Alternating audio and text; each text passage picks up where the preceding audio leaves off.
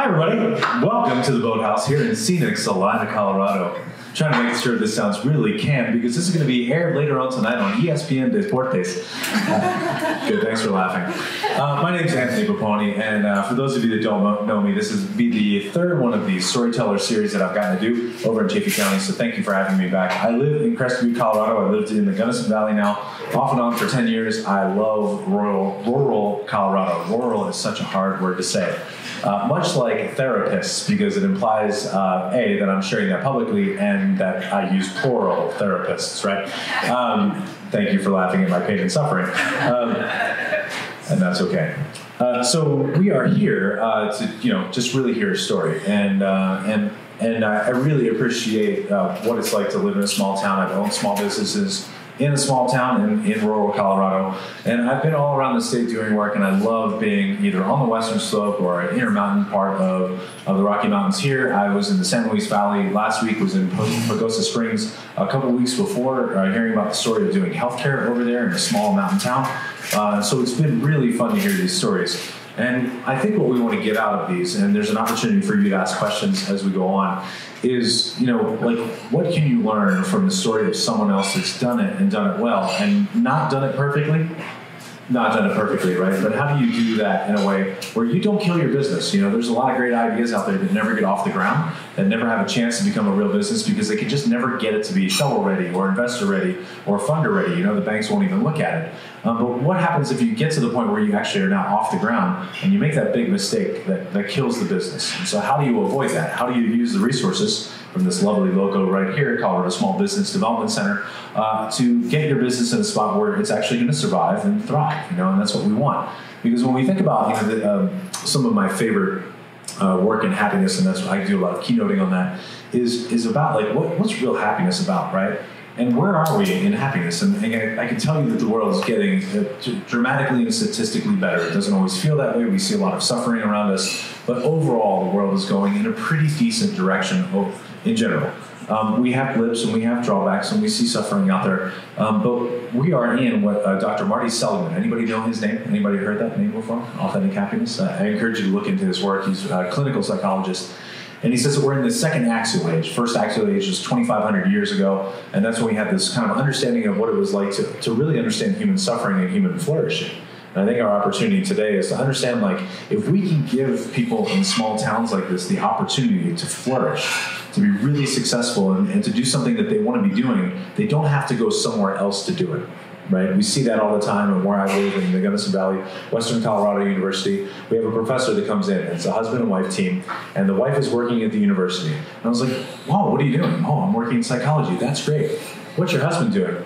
Well, he's going to be working at the coffee shop until he figures, that sort of thing, right? And when I look at that situation, I was like, that is a ticking clock. Because at some point, that person doesn't want to keep doing that for the rest of their lives, and they're going to move to another community to do that where both of them can live out their careers. So what if we could do that here? What if people didn't have to leave these small towns, and what if we could find systems and ecosystems, we'll talk about ecosystems, that could keep them here and give them a chance to live that life here.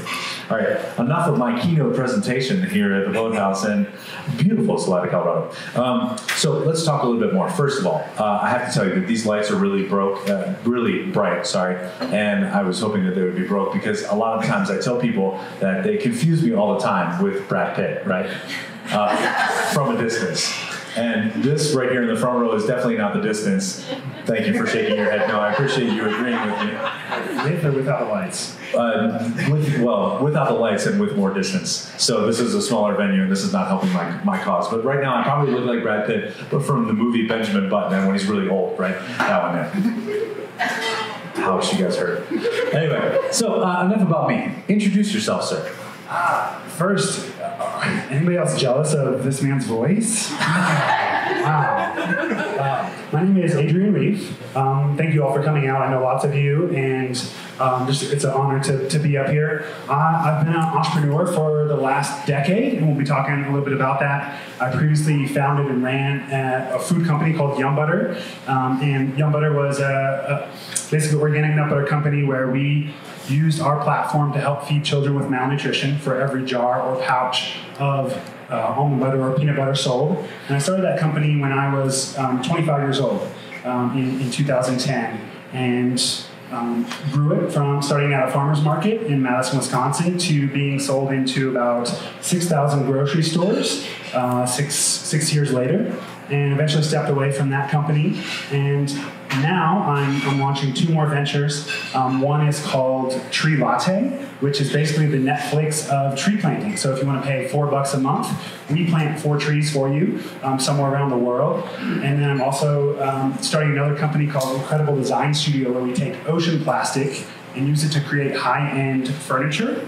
And the goal there is to basically turn waste into beauty, and show people that we need to shift to a circular economy sooner rather than later if we want to stay on this planet. And then I just released a book called The Do-Gooder's Guide to Investing, a book about how you can align your money with your values and make sure that you're not funding the things that you're fighting against. So nothing to really talk about there, right? All right, thanks everybody for coming. Have a great night. I'm kidding. That's amazing. Can we give them a round of applause for all these ideas? Thank you. And this is what's probably going to happen tonight is that, I said, Adrian, before we get up here, let's schedule a call and just have a 15-minute conversation, just so I have some context for what you've been doing and where you've been going. And of course, like 50 minutes later, we're like, blah, blah, blah, blah, blah, blah, blah, blah. So I appreciate this man right here. So let's back up. So the first part of this was you're 25 years old, and you were working, and you were overseas at the time, right? You were over there, where were you? You said you were teaching English in...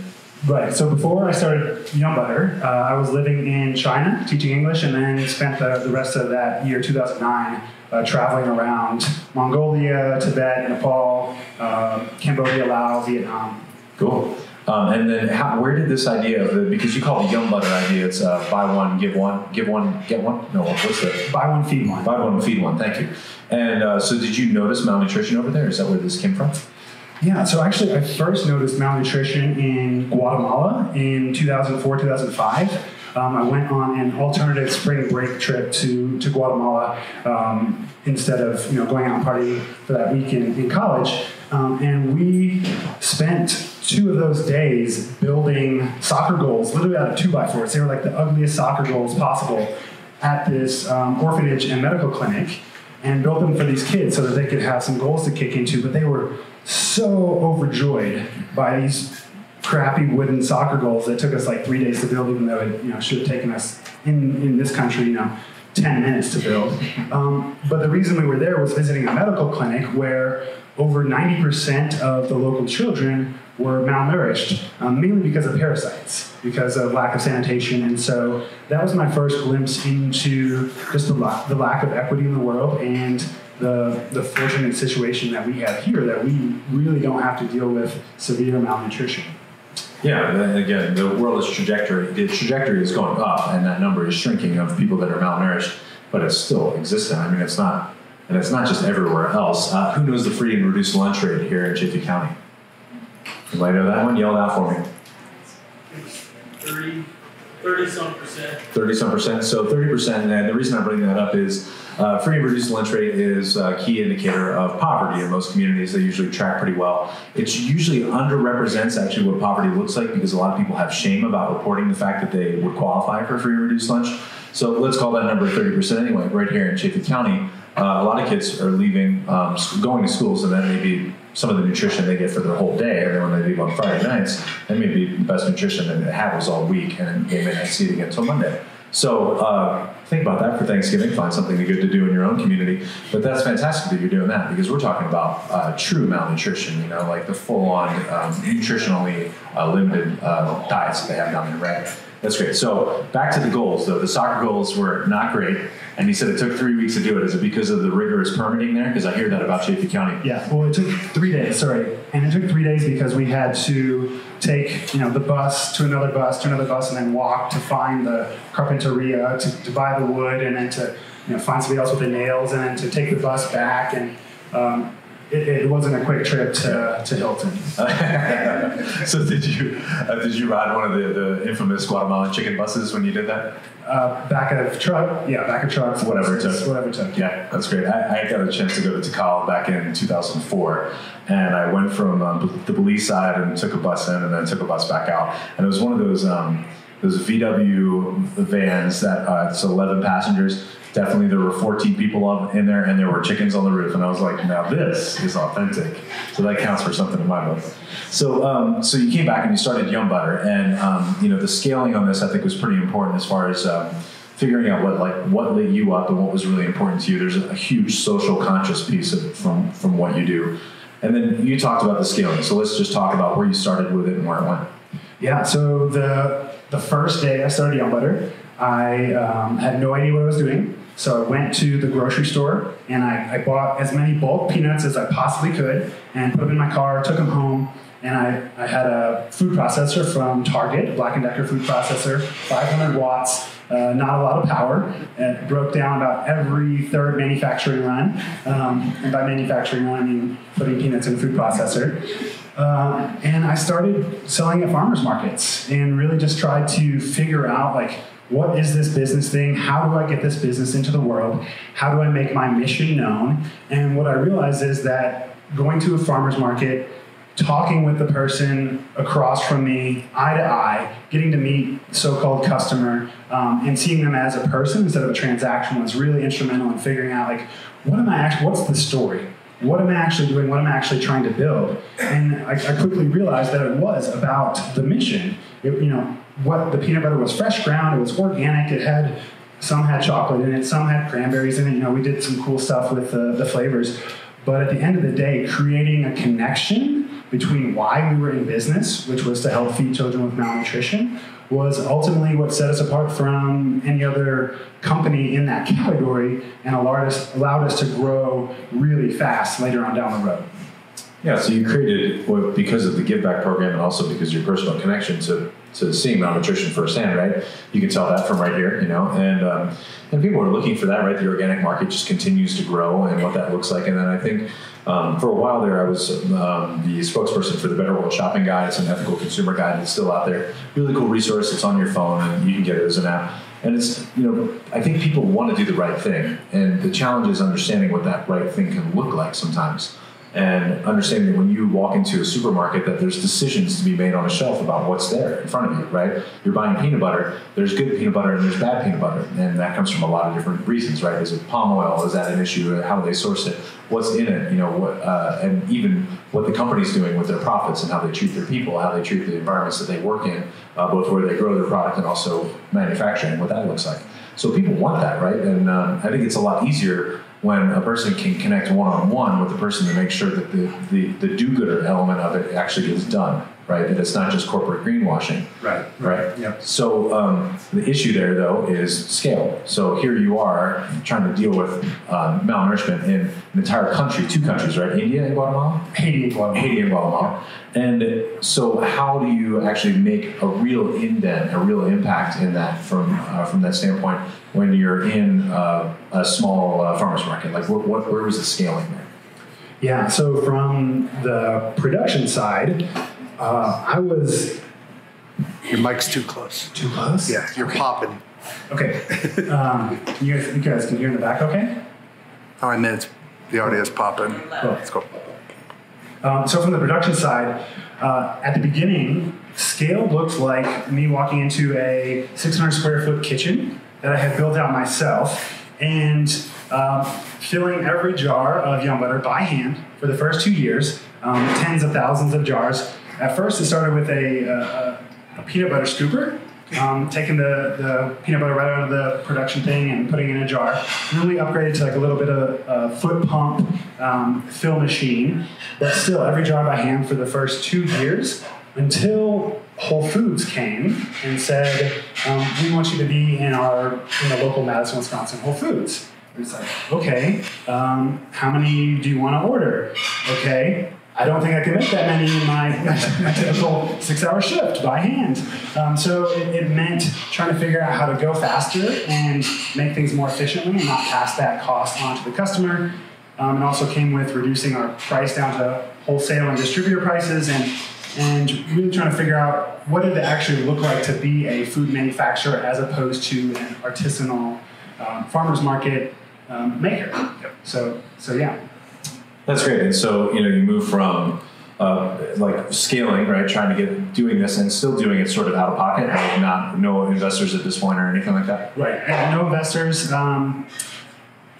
Everything that came in from the farmers market went right back into the business and just tried to keep going up and up and up a little at a time.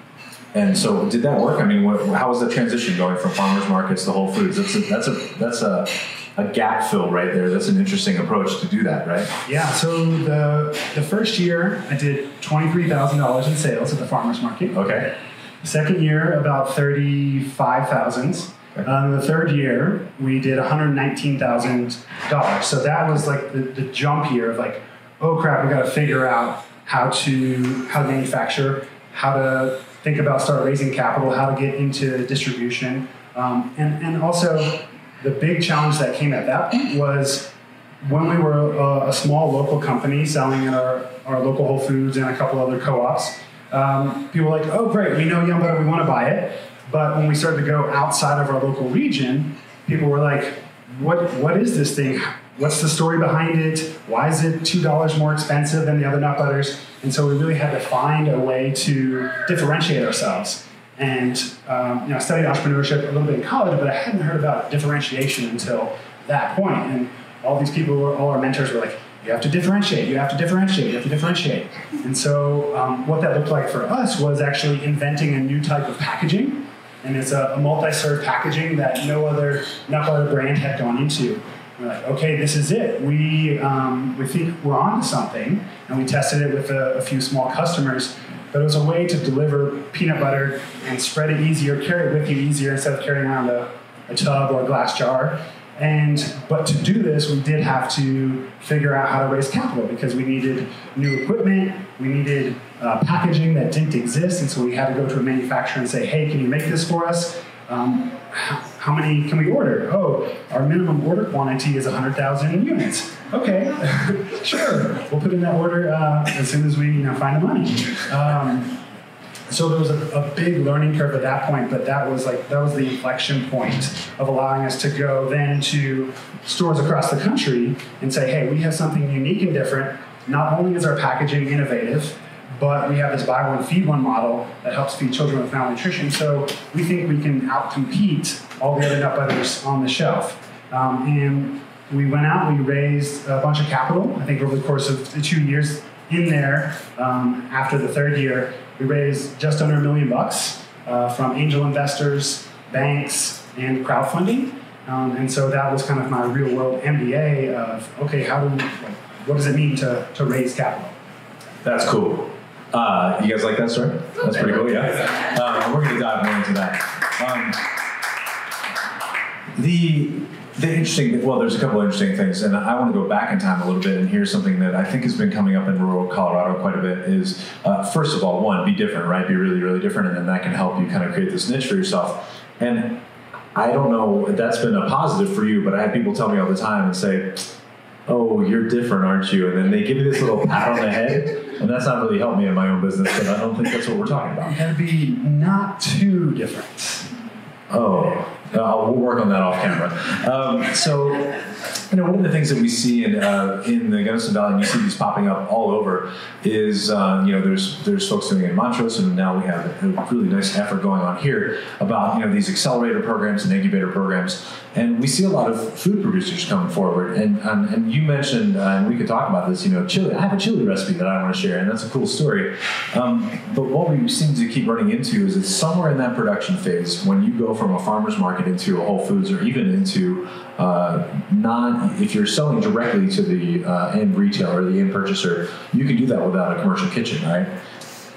Yeah, I believe it's under X amount of units in volume per year. Okay, so it's a volume piece too, and then of course there's different things with if it's a meat product, if it's dairy, if it's those sort of things that could have contaminants in it or it could spoil. But we've run into issues where if you look at the map of where these commercial kitchens exist in Colorado, there's a ton on the Front Range, right? And then there's just a few. And so you have all these cool people that make these wonderful products, tamales at the farmer's market, your sort of product, that can't take that next phase because the cost for entry and getting into a commercial kitchen space is high, so you better be able to scale from maybe $33,000 or $35,000 to a couple hundred really quick just to cover, a kitchen. So did you run into that as a barrier?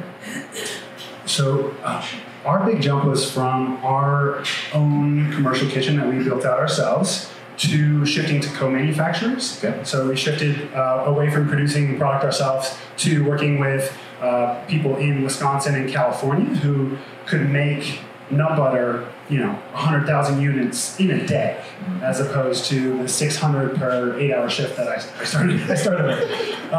So that was kind of the big shift for us. But the bigger entry, I think, for the natural food industry, which I learned I was in, 3 years in, I was like, people are like, oh, you're in the natural food industry. Okay, I just make peanut butter. But there is a natural food industry, and I coach some entrepreneurs, and a lot of them are food entrepreneurs because of my background. And one of the things I tell people is, do not go into this industry unless you are willing to raise $1 million or more to get into the industry, because it becomes so competitive. You can have an amazing regional, local food brand, and you can crush it. You can be profitable, especially if you can get into a incubator type kitchen. But if you want to go into this industry and distribute nationwide, it's just become so competitive that it kind of it creates a dichotomy between the people who really want to scale a business and the people who have a good tamale recipe or a good chili recipe. So yeah, understanding kind of what role you want to have in that, and maybe having just a frank conversation with yourself about, like, if I'm going to do this, it needs to look like this. And honestly, that was revealing for me, that little bit there about, you better have $1 million in investment if you're thinking about really making this something big. And some people maybe just don't really want to do that. And the example that you gave when we chatted earlier was, chili recipe. Like, I have my grandmother's chili recipe, and it's a great recipe. And now what? And so talk about maybe the difference between... Right, yeah. So I get this a lot. People will introduce me to a friend of theirs, and they'll say, hey, my grandmother, she makes this amazing chili sauce, and I want to start a food company. And I say to them, are you in love with the chili sauce? Or you in love with growing a company? Because I think that's really the difference. Is some people are in love with food, but when you're growing a company, 95% of that is growing the company, and 5% of that's like the actual food itself, and that's just kind of the nature of the business. And I think it's a special person who can stay connected to why they're doing what they're doing and grow a business. But it's usually you're either in love with the food. And then I say to them, like, cool, if you love being in the kitchen, figure out a way to keep yourself in the kitchen. If you love, like, figuring out distribution and brokers and marketing budgets for stores and buyback procedures, like, go grow your business and find somebody to make the food, find a co-manufacturer or an incubator kitchen. Yeah, that's great. That's an interesting concept. Like, what role do you really want to play going forward? And I think it's interesting because your story, and let's take the transition of kind of where you started, packing the peanut butter. Would you like to go back to doing that? Never. Never, right? Important to do so that he understands the suffering of his I do still have one of the earliest food processors in my kitchen, and I'm still a little traumatized when I pull it out. So, like, I can't even make homemade hummus anymore because it's like, oh, I gotta clean it. And it's called a PBTSD. It's peanut butter traumatic stress disorder. That really came out smoothly. Peanut butter on my tongue. So that's great. So then, you said you started scaling on this, and so that the concept of moving this forward and understanding that you figured out that what your real passion on this was the scalability, right? Like, you got to this point where you were like, no, like, for me to have a real impact with this kind of social business or this socially conscious business, that I had to scale it, right? So you had to get out of those roles. So tell us about kind of that learning curve there. Yeah, so what I learned for myself was that really the vision and the unique merging of what I call business model design, but bringing a social aspect to an innovative aspect as far as the inclusions that were going in the peanut butter, packaging, innovation, how we were doing business. All of that rolled together was what really got me excited. At the end of the day, worrying about how the pallets were stacked and wrapped and coated so that the distributors could put them in the right spot, that stuff drove me crazy and actually, like, sucked the energy out of me. So there was a phase where we really needed the growth and the vision and the storytelling component to be out there connecting people to the brand. but we also needed the organizational detail, operational competency that just doesn't get me out of bed. So yeah, it was kind of like an inflection point for myself. Yeah, put you back into bed, and this sometimes, right? And this is part of the interesting story of like there's multiple paths on this, right? And one can be, for me to do that and for me to take on these roles, like it involves managing people and changing my role in the company and the skills that I need to bring to that. And Brian England's story from Eddieline was a great one because he started out at the Eddieline that was, and I think it's called Eddieline down in Socorro, New Mexico, which is I think their first one. And he was in the kitchen, just doing whatever, and he kind of grew with the business. But he had to grow his skills to grow within the business, and he really enjoyed and loved and thrived in that realm. And some people might, say, no, you make the business run. I want to stay in the kitchen. Like I'm the one that wants to do this part of it, and that's my contribution to this whole, But what you get out of this is like figuring out as an entrepreneur, like when can you farm out the stuff you're really not good at? And for me, that's a fairly long list. And you weren't supposed to laugh there. But that's a fairly long list, and that's okay. Recognize what's actually good for your business and what your special gift is and what you should be doing versus what, somebody else should be doing maybe when you can. And at some point, you had to probably keep filling the peanut butter pouches, right? But at some point, you needed to move away from that. And if you don't, then basically you should know this, is that sometimes yum butter can cause depression. So tell us about that. Not clinically, yum butter is not actually a cause of depression. But for you personally, what was that like? Yeah, so around that time where there was an inflection point in the business, I was not excited to go into the office every day. But I kept trying to force it because coming from the Midwest and coming from, that strong culture where you're supposed to do everything and your pride is on the line, I felt a lot of shame saying like, you know what, this isn't me. This isn't something that I want to do. And there was a winter in there where I literally couldn't get out of bed probably 3 or 4 days out of the week. And yet, I couldn't figure out how to get past that.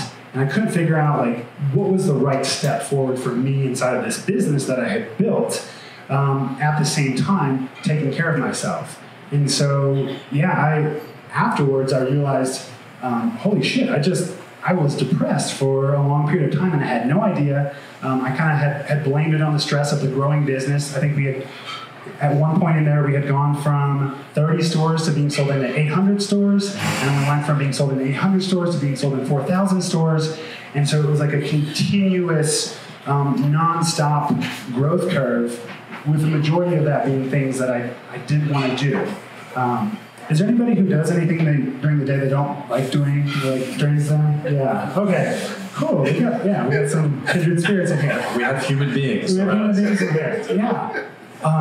And I still haven't figured out the secret of how do we merge that into our lives. But I was fortunate enough to both have a loving partner who loved me through that depression, and a loving business partner who was like, hey man, what do we got to do to take care of you? And it became a point where I was like, so when I started the business, I said, I'm going to keep doing this until I stop having fun.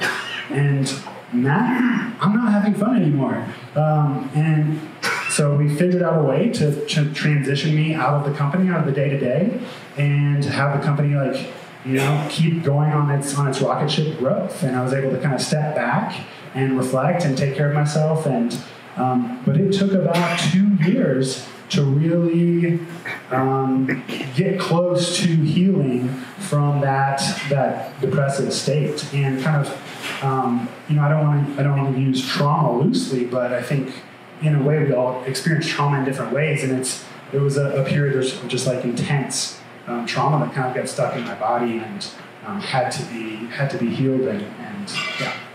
Yeah, so there's a lot of things there. So first, thank you for your vulnerability, right? And that's one thing that we talked about was, we're all human beings, and at some point out there, we all have rough days can turn into rough weeks, and rough weeks can turn into 2 years, and there's something more important in our business. But the problem is that, we could talk about things that could kill businesses: bad marketing strategy, bad niche differentiation, a really bad proof of concept. How about burning yourself out so bad that your whole company could fall, right? And so how do we know when that's feeling like it's coming on, and how do we deal with that before it gets to where you work, right? I can just envision like this very dark apartment, and you're watching Reach is Filled In on TV, and there's all these Young Butter packets that are just scattered around the room, and it's just a sad time. Not to poke fun at something like that, but you should probably give a shout out to somebody that helped you there. Who was that saw you through all that? That's my wonderful wife, Laura Thomas, right here. Yeah. So that's great, and for those of you that are married, I would suggest getting a dog, unconditional love, just Young Butter on the face, get some kisses there, that's fine. But that's really important, and you were lucky to have some really good partners that could find another investor to come in. So talk to us about that process of, I've got to get out, and how can they help you do that? What transpired? Yeah, so one thing that I've really tried to develop for myself since then, and this was one of the learning opportunities, was just sheer honesty about how we are feeling, how am I doing on a daily basis. And I think So how do you get out of here? business is traditionally not a place for honesty and vulnerability. And I would say one of my just kind of passing goals is to bring more candidness to that. But I was very fortunate to be able to sit down with a business partner who I developed an amazing relationship with and say, look, this is where I'm at. I don't know what to do. How can we make this work? How can we find a win-win? How can we figure out a way that this works for everybody? And I think there's always a way. I think there's always a way, as long as we're willing to be honest and talk through that. So what transpired for us was basically me stepping away. I gifted some of my equity to my business partner to say, thanks so much for keeping the ship running. And then a year and a half later, we ended up selling the business because it was growing fast, but we were still burning cash like crazy. There were, while I was still working there, we weren't able to meet payroll half the time. We weren't able to pay ourselves half the time. And we were constantly going to suppliers and saying, hey, we can't pay you for another 30 days, 60 days, 90 days. And so Joe just got to a point where we need to get more cash into this business, and we couldn't raise that cash. So we ended up selling the company in an okay situation. Cool. So it worked out, but maybe not this storybook, all the way across, Yeah. Lots of ups and downs. Yeah. Every time I tell somebody I sold the company, this is like when you go into a startup community, oh, so you got FU money. Do you guys know what FU money is? Yeah. People are like, oh, it's like the trendy word in startup world now. Is this appropriate for video? Well, I didn't say the whole word. Okay, good. Yeah. So it's implied, and now I made it really obvious. They're like, oh yeah, FU money. I was like, man, what are you talking about? Like 0.1% of people get FU money after an exit. So, but there's like a preoccupation with that. People are like, oh yeah, you sold your company. You're fine. You can just go sit on a beach. And it's usually not like that. Yeah, there might be a period in there where you want to just kind of recharge and figure out what the new path is and take ideas that probably been tumbling around. And we're going to talk about that, but let's talk about that in a second. Because I want to talk about how did you wind up here in Salida? Yeah. So Laura and I came here on a road trip in 2015 as a suggestion from some friends as a start of checking out other small mountain towns. And the moment we stepped out of our car, the night we pulled in, I remember it was 9 p.m. We were looking for something to eat, and we were just blown away by the community here and the people. And within the 3 weeks that we were here, we had more conversations with people in those first 3 weeks than we'd had in the last 3 months back home in Wisconsin. What's in the water? What are they drinking here? But there was the priority list for us was be near trails, be in an amazing community, and have a place to settle down and to put down roots and figure out what's next. And Salida just keeps amazing us over and over again of these little secrets and surprises that it has about the people in the community and the artists and the festivals and the music and the trails. And so there's just something, I can't even put like a word to it, but there's just something special about this place that I think is making all these other people come here. And I feel like I'm a part of that influx, but I got here a little bit before like the real influx. So let's come back to that. Salida is a cool place. The Gunnison Valley did that for me as well. I was living in Florida at the time, and came to Gunnison, Florida, August. Came to Gunnison, August. Stood on Main Street and looked at Carbon Peak down there and all the cool things that were going on. And I was like, yep, this is it. And nobody told me about January until I was in January. When I first moved to Colorado, the winter of 05, 06, it was below zero for 13 consecutive days. And in the middle of that winter, my boiler system for my baseboard heat broke down, so we were using space heaters, and the electric bills were extraordinary. Talking about selling your plasma, right? So you talked about what's, I think people are willing to, it's all about compromise, right? So like, what are you willing to give up to live the lifestyle that you want? And what does that look like? And at some point, it's like, I can't make the minimum I need to live the lifestyle that I need to have good food and good health care and to think about putting my kids into a school and having a house that's decent and those sort of things. And even, travel's a really important part in getting out and having a life away from this place. But there's also the sacrifice to be made of, but if I lived somewhere else, I wouldn't have the ability to have, a river right here, right? And an amazing little amphitheater right here. And this tribe of people that are all willing to be in this place because they appreciate the uniqueness of the fact that we can ski and ride our bikes and hiking. And I'll tell you that the communities that, there's a really great index out there on happiness, and the happiness index is used internationally. And one of the happiest places in the United States is, of all places, Boulder, Colorado. And that's probably partly because it's got a tribal feel to it, right? A lot of commonality. We have our own stereotype of what Boulder might look and feel like.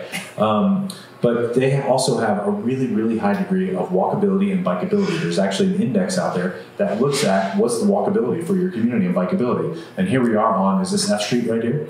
By the way, we need to work on the naming of the streets here. And did somebody from Salida's city council back in the day name the streets, and they were like, well, I just came from Grand Junction, and we could do 24 and 23 if you want, or we could do letters. And they're like, well, let's be different, do letters.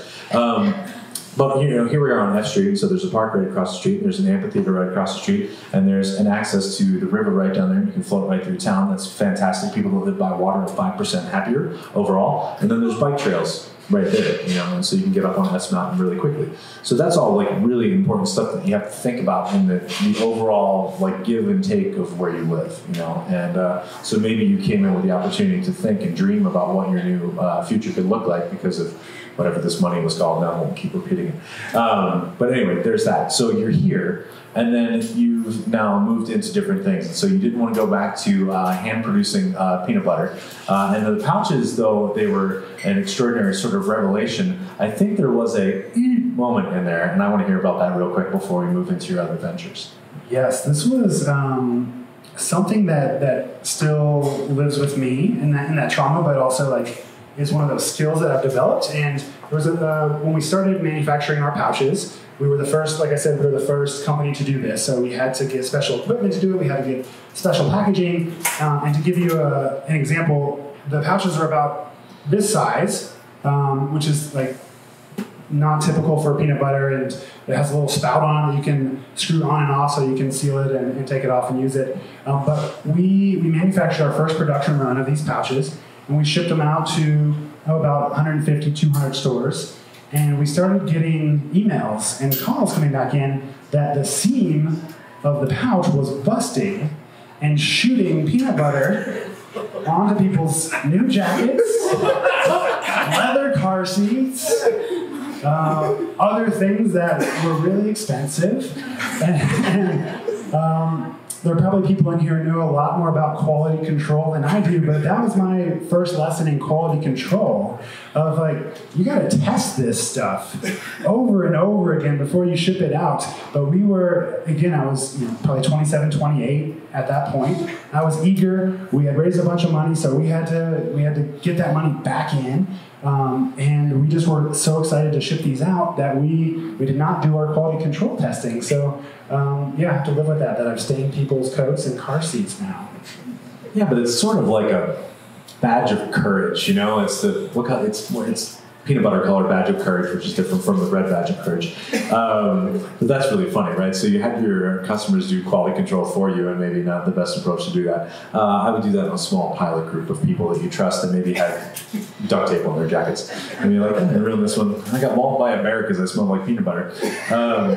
So that's funny, and and those are the things that come up. And like honestly, there were so many opportunities for your business to kind of tank. Like you having to step out of the business because of mental health issues, a really bad quality control thing that could have created a terrible negative marketing campaign out there, especially with the way social media goes these days. So it was had that happened in 1,000 stores or 2,000 stores, right, I don't think we would have stayed in business. Yeah. So fail small, right? Yeah. Is the idea. Good. And I don't mean one pouch at a time. So you've moved on from that now, and thank you for that, sharing that story. And do you have a metric on how many of these in the buy one feed one? How many have you done of those? How many feedings? Yeah. So when I stepped away, we were over 1 million feedings for children with malnutrition, and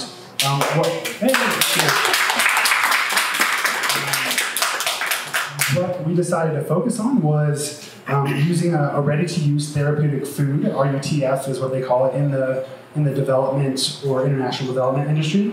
And so we would provide a serving of RUTF, which is basically like a peanut butter puree with multivitamins and minerals and protein baked in Haiti and Guatemala. And so the number of children, I don't know, but these children would basically get a supplementary feeding if they were diagnosed with malnutrition at the different medical clinics that we partnered with. So yeah, we were over 1 million feedings. That's great. Is that still going on?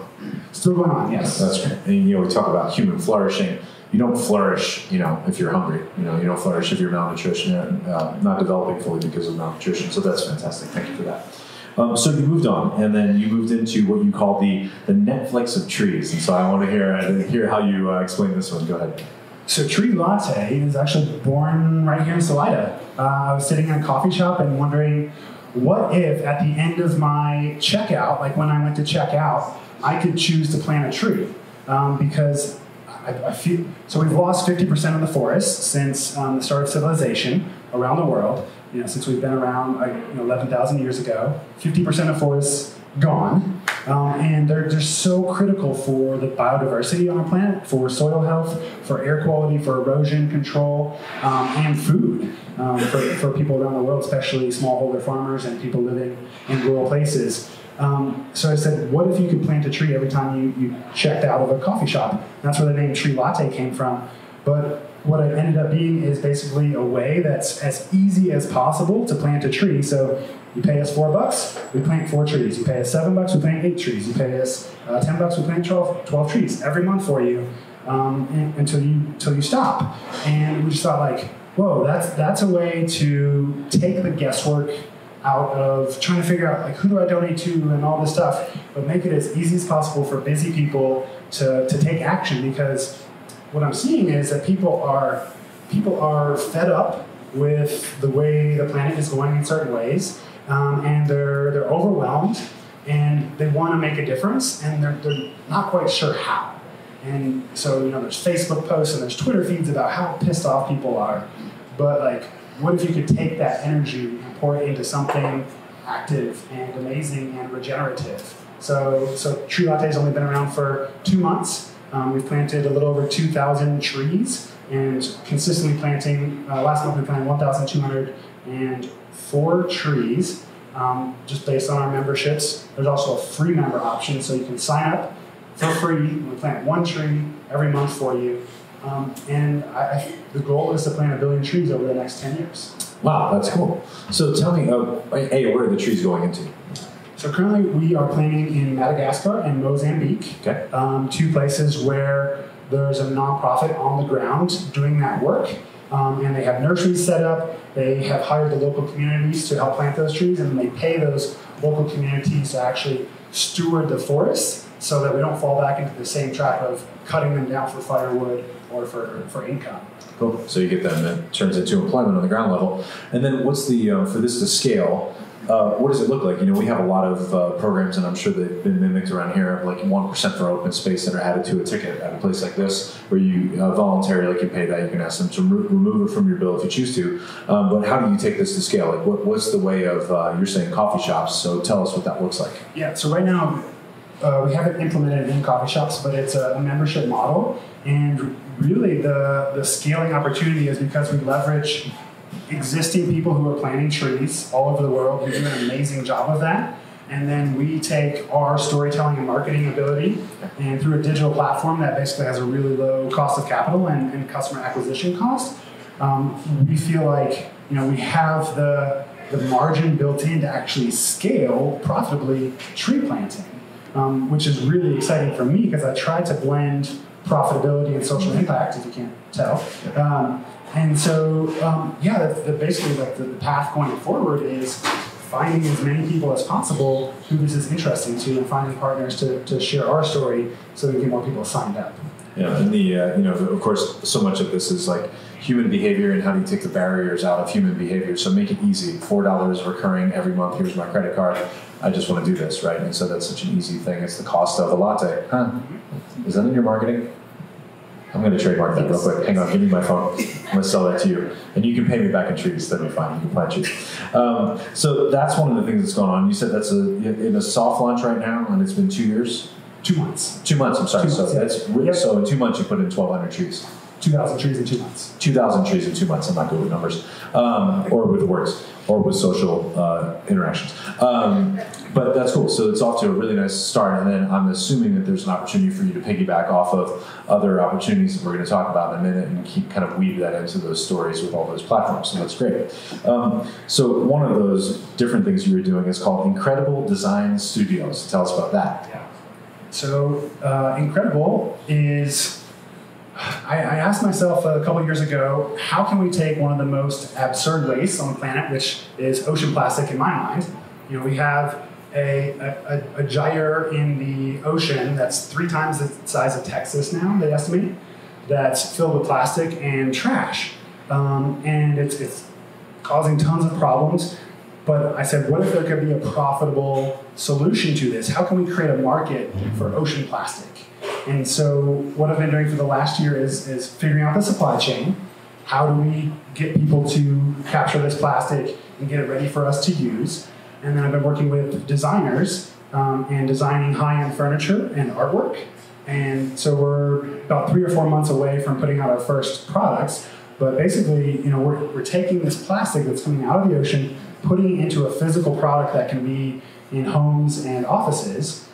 Charging a lot for it because we believe it's like a status symbol in some way to take this absurd waste and turn it into beauty, and try to create a market for more ocean plastic being collected while connecting people to the waste that we're putting into our ocean. So let's put this in your office, and now you can have a conversation about that the next time a client walks in, or whatever your business is trying to do to be more environmentally friendly. It creates a conversation. Yeah, so it turns into a little bit of a piece on that too. And that's cool because the current model for disposing of plastics in the ocean is for it to dissolve and then to wind up in the water in the food system, and then we get to eat it. So that's really nice. And that's great for us. So have you seen, and I'm sure that some inspiration maybe have come out of this. I lived in Hawaii for 3.5 years before they kicked me out. And they had, they brought in at the zoo I was working at the time, these ocean plastic sculptures, giant jellyfish, 8 feet tall. Have you guys ever seen these? They're really beautiful. Look them up online. Exquisite pieces of art that were made out of ocean plastic that they had, ocean refuse, let's call it flotsam and jetsam and all kinds of good stuff mixed in there. But they made these beautiful sculptures out of a jellyfish and dolphin and whales and those sort of things. And then it's a showpiece case to say, hey, this is a problem, but there's a disconnect between, hey, there's a problem, and like, well, what do I do? Like, how do we actually turn this into something that's maybe that piece of art turns into a way to deal with the issue in some really indirect way of the educational pathway versus maybe something a little more direct of being like, let's pull it out, let's make money on this, let's turn this into something that's actually has a revenue stream to it. So is there a give back in that program as well? Do you do anything with that? The give back is the collecting of the plastic in the ocean. Okay. And it's a reasonable give back. It's a reasonable give back, yeah. And the cool thing about starting a business like that, I was like, wait, the more money we make, the more revenue we have, the more products we sell, the more we're cleaning up the ocean. And so I think I'm really starting to try to help us as a collective, as a society, think about like how can we build businesses that are circular in that way, that either don't create waste in the first place and everything stays in a closed loop system, or turning waste into beauty, because there's huge opportunity there. And I'm a half capitalist, but really at the end of the day, we can do amazing things while creating a living for ourselves and creating jobs for people all over the world. Sure. I mean, and I think that's, I come from mostly doing nonprofit work over and mostly in the environment, right? And the big part of that is we think so much about it's got to be money coming in and money investing into something, some fix or some issue or something that's never going to get resolved. Sea turtle poaching or through fishery capture and all that stuff. And we can work on fixing that solution, but it requires an investment of money without really a cycling of money back into the system, right? So this kind of makes it circular. So I like that. I have been trying to help you with future sourcing. I was out on the river today and I threw my water bottle in. So you're welcome. Okay. 6 years from now. Yeah, there's not enough out there. Yeah, not enough plastic in the ocean or rivers. So yes, we need to scale our sourcing. We need 4 Texases out there for this to really mount to scale up. And I'm sure in Chaffey County there's a Nestle joke, but we're not going there. So anyway, so that's really cool. And so how long has that been in existence? I've been building the supply chain for about 1.5 years, working on designs. Raised a little bit of capital over the last few months, but still trying to get the last pieces in place for that. Cool, that's great. And in the meantime, with all of his spare time, he is now an auteur. So tell us about being an author. Yeah. So another thing that I've been working on for the last 3 years that I'm really passionate about is how we spend our money and how we invest our money. Over the last decade, I've keep bumping into my peers, people saying, I want to do good with my money, with my investments, with my 401k, but I have no idea where to start. And being an entrepreneur, I just come into contact with a bunch of different organizations over the last decade and started putting those resources together in a spreadsheet. I was like, wait, I think there could be something here. I think there could be a resource for the everyday person that makes it really simple for them to invest their money in things they care about. So I put together this book called The Do-Gooder's Guide to Investing. I spent 3 years writing it, but that looks like 1 month writing, 3 months not writing, thinking about it, 1 month writing, 3 months procrastinating. But eventually it came out last week, and to my surprise, it hit the #1 spot on the green business category on Amazon, which was really cool. Thanks to many of you for pushing it up there. But I think, and now that I've put it out, I see more and more people coming up and being like, oh, I need this. I was actually at breakfast at a conference, a Regenerative Earth conference in Boulder a couple of weeks ago, having breakfast with a friend at the Boulderado Hotel. I just had got a few copies of my books, had them sitting on the table. A woman who I did not know across from me came over and was like, where did you get that book? She had read the title on the spine. I was like, oh, wait, what's going on? She's like, I need this book. And I was like, okay. She's like, that's exactly what I need. And so she read the title and it made sense to her immediately. And she happens to be the Chief Sustainability Officer at Eileen Fisher, which is a women's clothing company moving towards sustainable fashion really rapidly. And so that just struck me that there are more people than I imagine who want to do that same thing. So I'm just really excited to have that out there. I'm going to show people that you can grow your money by investing in affordable housing, renewable energy, local communities, and other things that make a positive impact without you having just to give away money. Right. Yes, please, thank you. So there's opportunities out there for win-wins, and I want to talk about those. So give us some examples that come out of it. Well, don't give us all the examples because we want them to buy the book. I'm assuming it's printed on some responsibly sourced paper. Sure. Yeah, Forest Service. Wait, you said sure. To be honest, so it's being printed one at a time on demand through Amazon. So I have to order 1,000. Gotcha. And I have no control over what paper they printed on. Just full disclosure. Well, I can tell you that he didn't want me to share this today, but he's already working on buying Amazon. So it's down the line, maybe just a few years out. He's raising a little bit of capital for that.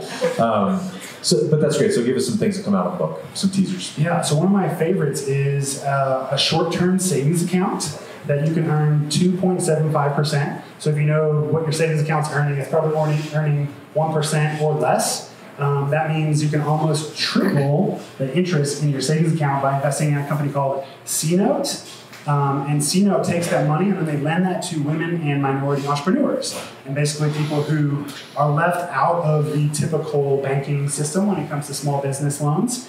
So that's like a win-win-win. A win for you, a win for the entrepreneur, a win for C-Note because they're a profitable, sustainable business. And it just helps that business model flourish. So that's one opportunity for like short-term, super conservative investing.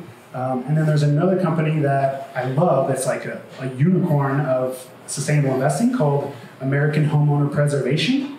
And they pay me a 10% dividend every year. They buy up houses that are being foreclosed on. Instead of kicking the people out of their house, they work with the homeowner to keep them in their house. They reduce the mortgage payment, and they have a $50 million portfolio of loans.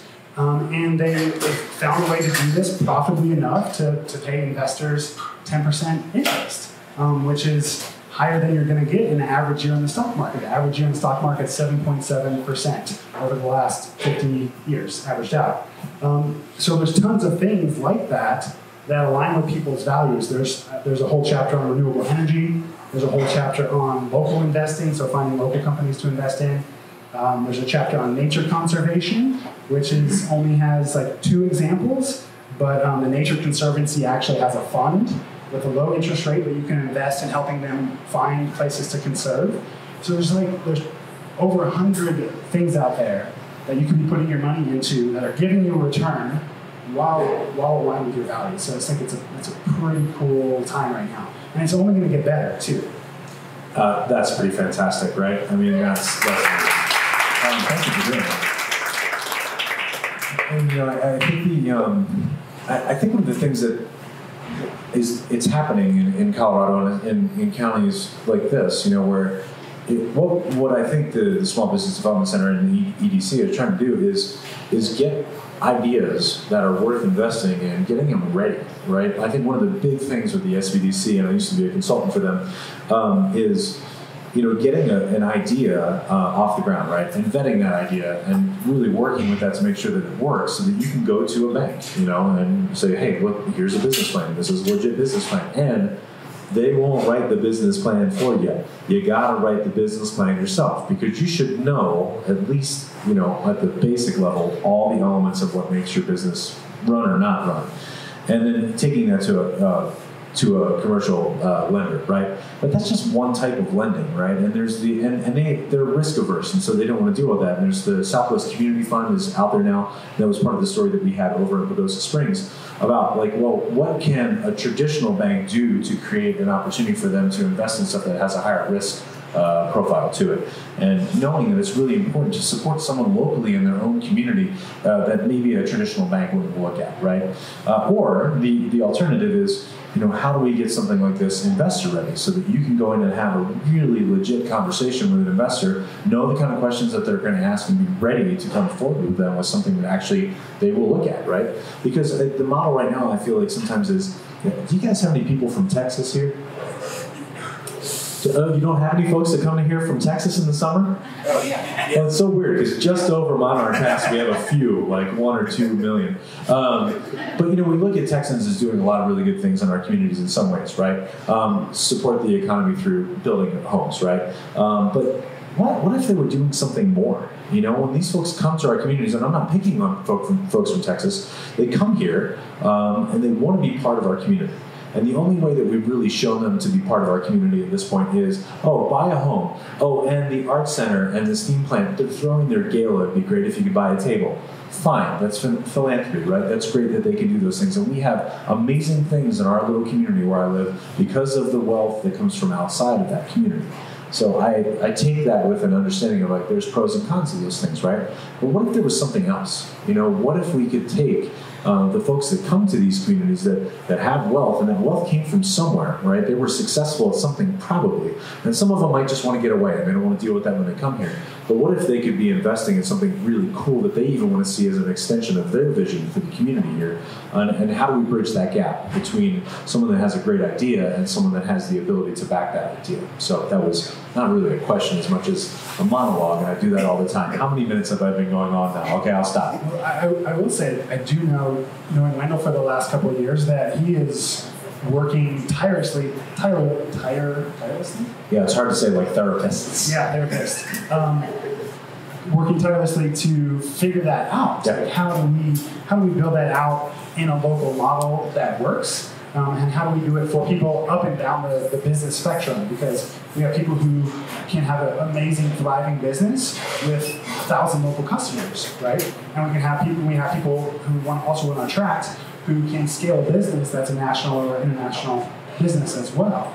Yeah, and this is the difference between having chili sauce and having the $1 million investment that takes that thing national. That's great. Did you bring the books with you today? No books, sorry. Because it's only one at a time. Well, I ordered 20 last week, and then I shipped those out and gave those away to friends and early readers. All right, so how do we get the book? Amazon.com. Can you say that again? I've never heard that. AMAZON. Oh, yeah. Okay, yeah. good. The Beginner's Guide to Investing. Okay. Yeah, ebook and paperback. Okay, that's great. And so it's only being printed on demand, so it's not available locally in any stores here, so you got to grab it online. It is going to be at the book cave Okay. Probably starting end of next week. End of next week? There it is. There's the book. Thank you for doing that. One more big round of applause for him. Thank you so much. One of my favorite stories, Dr. Marty Seligman is, again, the father of positive psychology, and he talks a lot about just what authentic happiness is, and part of that is getting to live out your strengths and values, and do that, and those are great, right? Use your strengths, use your values, understand what those are, and there's plenty of ways to find out what you're really good at, and there's people will probably tell you what you're bad at. But using those in service to others, right? And we heard that so much throughout what's going on here. Is like this is more than what he wanted to do just for himself. It's about doing something that connects to something bigger. And that's true happiness. That's life satisfaction, right? And so Dr. Marty Seligman, if you ever listen to his stuff, he's kind of this dry speaker and not very emotional. And he met the Dalai Lama. And he's giving the Dalai Lama a hard time because Dr. Seligman says that we are not Homo sapiens, that we are Homo prospectus. Prospectus meaning looking forward, right? And I imagine you already have 5 other ideas of what you're doing in the future, right? Only 5, sure. Yeah, probably more than that, right? And he says we're always looking forward, right? We're taking the information that we got today and thinking about how it applies to our own individual lives. And so he meets the Dalai Lama, and when he meets the Dalai Lama, he says, Dalai Lama, I have a problem with you. How many people say that to the Dalai Lama? None, right? And he says, you're always telling us, and I think we're Homo prospectus, but you're always telling us through practice that we should be living in the present. So that's a funny little conversation he had with him. And the Dalai Lama laughed at him and looked over and reached over and grabbed him by the arm like this. And you're not supposed to touch the Dalai Lama. The Dalai Lama can touch you, right? And he said, this super stoic professor, clinical psychologist, who I just never really felt like the guy had any emotions, said that after the Dalai Lama touched him, he didn't wash that arm for 2 weeks. So I thought that was really profound. And when I met Adrian today, first time ever getting to meet him in public, I walked up and I was, hey, how's it going, Adrian? He's like, no, man, I'm giving you a hug. And after what I'm hearing, I'm probably not washing this shirt for a couple weeks either. Which was partly out of my, bend towards being conservative, not wanting to waste water and energy, and also being a dirty mountain boy. So anyway, thank you so much, Adrian. We really appreciate you making time for this. Thank you.